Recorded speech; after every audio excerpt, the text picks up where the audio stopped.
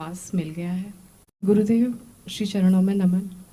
आपकी कृपा से मेरी माता जी को वृंदावन वास मिल गया है, तो मैं चाहती हूँ मैं अपनी मम्मी के पास रहूँ या उनकी सेवा करूँ। आपके पति इसमें राजी है?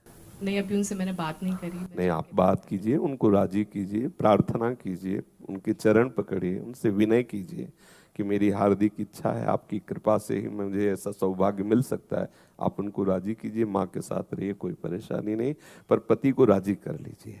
पति का अनुकूल होना अत्यंत आवश्यक है।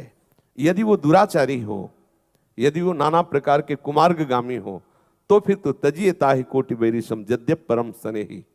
प्रमाण दे रहे हैं, तजेव पिता प्रहलाद विभीषण बंधु भरत महतारी, गुरु बलि तजेव कंत ब्रज बनितन भे मुद मंगलकारी।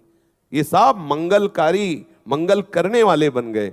तो अगर हमारे भगवत मार्ग में धर्म विरुद्ध आचरण करने वाली पत्नी या पति है और बिल्कुल समझाने पर भी, कई बार प्रार्थना करने पर भी नहीं चल रहे, फिर अपना जीवन बर्बाद नहीं करना चाहिए। हमारा जीवन भले स्त्री शरीर में या पुरुष शरीर में, पुरुष नपुंसक नारीवा जीव चराचर कोय, सर्वभाव भज कपट तज मोहि परम प्रिय सोय। रत्नावती जी ने मुड़ मुड़ाकर वहीं बैठ गई महल के नीचे संत सभा में।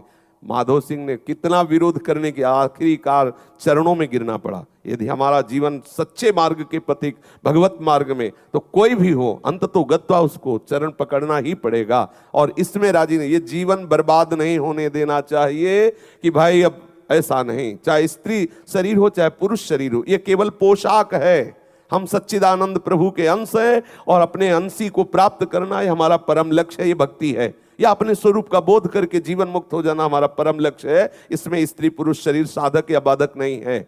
हमारा कर्तव्य है इसी जन्म में हमें जीवन मुक्त होना है। भगवत तत्व का बोध या भगवत चरणारविंद का प्रेम, अगर इसमें हमारे परिवार के जन सहयोगी हैं तो सहयोगी है, यदि विरोध करने वाले हैं तो जाके प्रियन राम वैदेही तजिए ताहि कोटि बैरिशम यद्यप परम।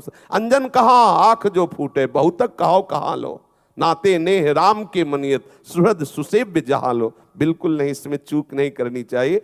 तब तक हम उस धर्म का पालन करेंगे जब तक हमारे परम धर्म में बाधक नहीं होगा। और अगर वो परम धर्म में बाधक बन रहा है तो त्यज लोक धर्मान धर्मम भजस्व सततम त्यज लोक धर्मान सेवन सदा साधु पुरुषन जय काम तृष्णाम अन्यस्य दोष गुण चिंतन मास मुक्त्वा सेवा कथा रसम हो नितराम पिबत्वम। बिल्कुल दृढ़ निष्ठा से फिर चलना चाहिए। पहले पति को अनुकूल बनाने की चेष्टा करें, और अगर ऐसा लगे कि अब तो बात बिगड़ गई है, वो गंदे आचरणों को ही अपना प्रधान लक्ष्य मान रहे हैं, तो प्रणाम कर लेना चाहिए।